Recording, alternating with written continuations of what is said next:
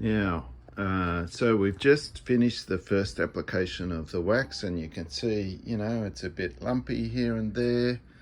I've gone into the inside of the mitre for the cutout for this, and gone around that inside edge with a finer brush. I've got inside the port, as you can see, it's a bit lumpy here and there. So the way I deal with that next is to run a heat gun over it, and I happen to have this beautiful old, very dirty heat gun. It's a Bosch brand.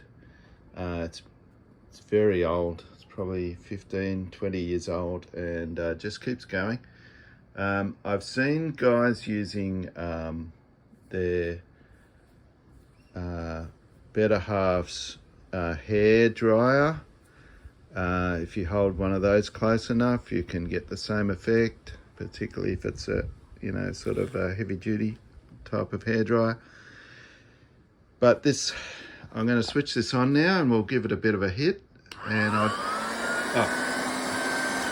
just one piece of advice: steer very clear of the speaker surround. So I'm not going to be going at all close to this area here. I will sort of angle it around the edge of the baffle here, but not directing it towards the driver at all, just away from the driver, so we don't get any meltdown of that foam edge. Just be very careful around that. Better to steer away altogether.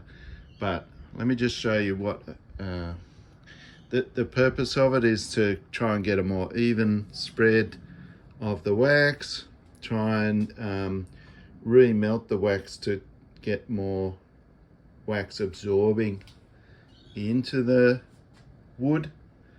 And what I do after that is just allow it to sit for 24 hours and cure, and then I'll get a nice clean dry cottony absorbent or polypropylene washcloth and just rub off that any excess then.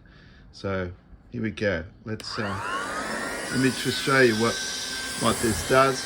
It's quite warm, so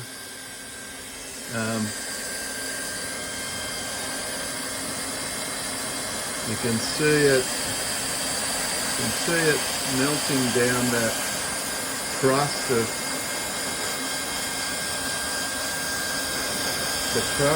the wax, and it does allow it to sort of flow.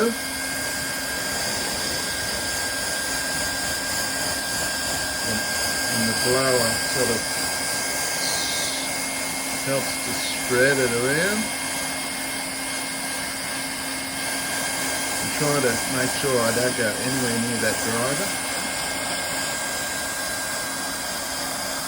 I don't know if you can see that, but you can see it melting it and flowing it around and spreading it around kind of evenly. It'll start running down the sides. Anyway, that's the general process, guys. Just want to make sure that when you first apply it, sometimes it can dry so quickly, it can cool so quickly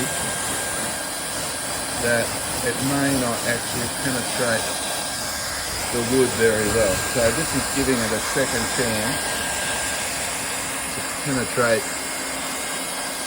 into the kind of, in some places that grain is quite grainy, and the wax isn't viscous enough to actually go into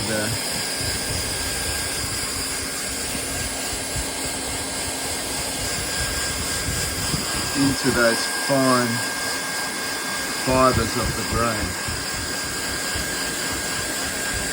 Look at that. Look at that beautiful what do they call that? Fiddleback grain pattern. It's just gorgeous. I hope you can see that on the video.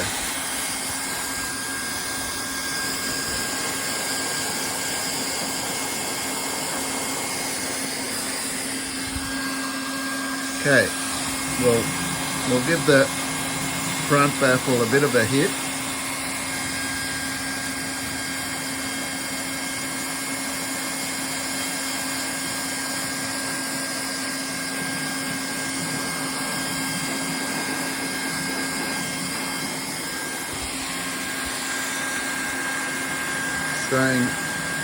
Pointing it well away from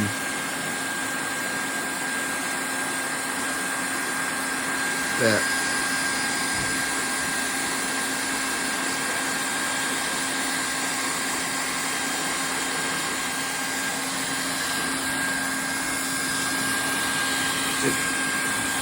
The light's not very good on the back side of the speaker, away from the window.